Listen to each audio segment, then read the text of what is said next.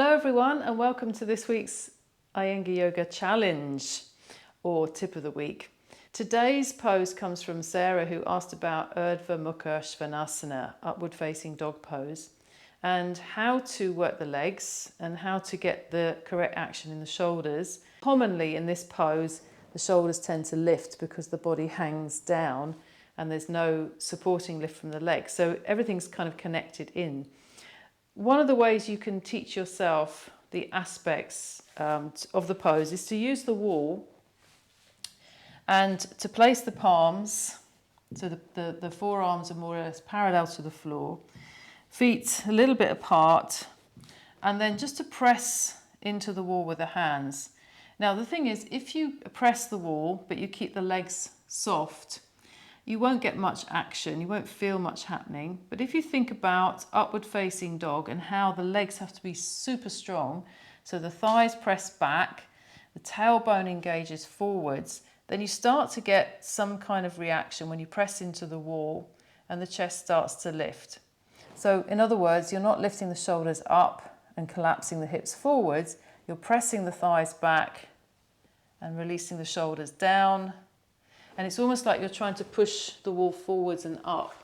So you can do that first to feel the correct action. Now, one of the ways that we do the pose is with bricks to help with that lift. And you place the bricks on either side of the mat, lie down, and then bring the bricks in line with the chest or under the shoulders. And then the feet go back, point back, elbows back.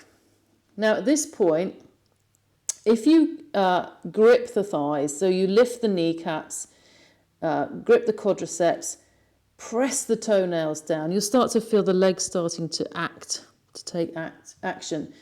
Tailbone pressing towards the floor. And then if you curve the chest and bring the elbows back, you'll start to feel that lift of the chest, as if you were going to do Bhujangasana Cobra pose.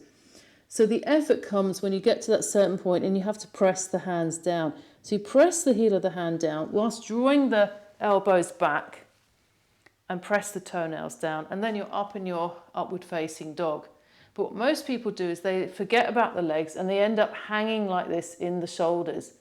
So you have to lift the thighs, tailbone forwards, press the toenails, curve the chest, and then the head will come up. And then when you come down, you reverse and come down. Okay, so that's with the bricks. Now, obviously you don't need to use the bricks, you can do with the hands on the floor. But another way to learn that action of the legs and the arms together, how they have to work together to create that lift, is to use the chair. So if you put the chair against the wall and you start off with a kind of chair dog pose, like so, feet narrow, so not completely together but a little bit apart, and then I want to think about those thighs pressing back.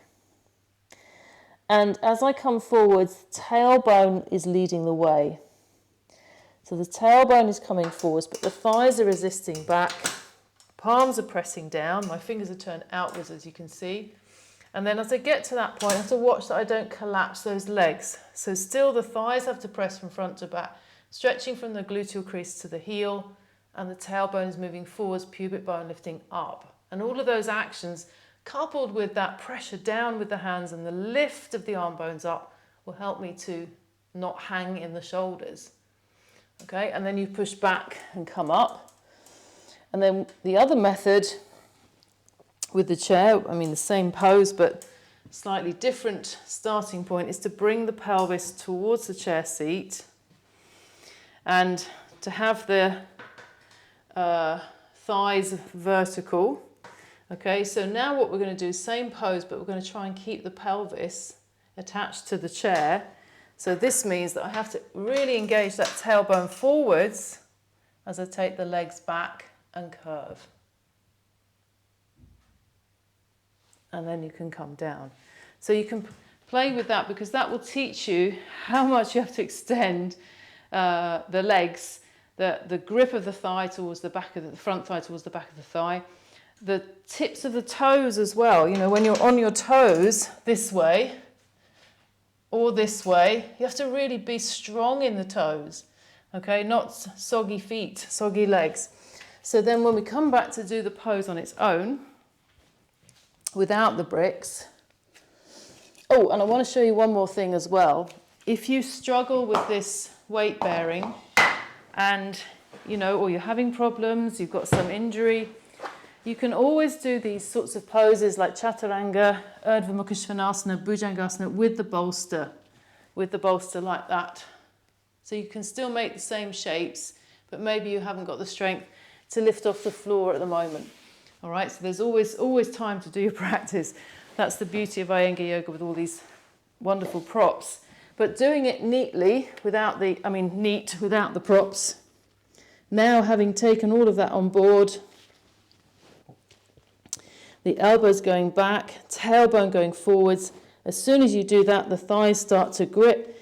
Press the toes down, push up, but don't let your shoulders lift up to your ears. Keep your shoulders down by lifting the tailbone towards the pubic bone towards the chest, and curving the chest and looking up.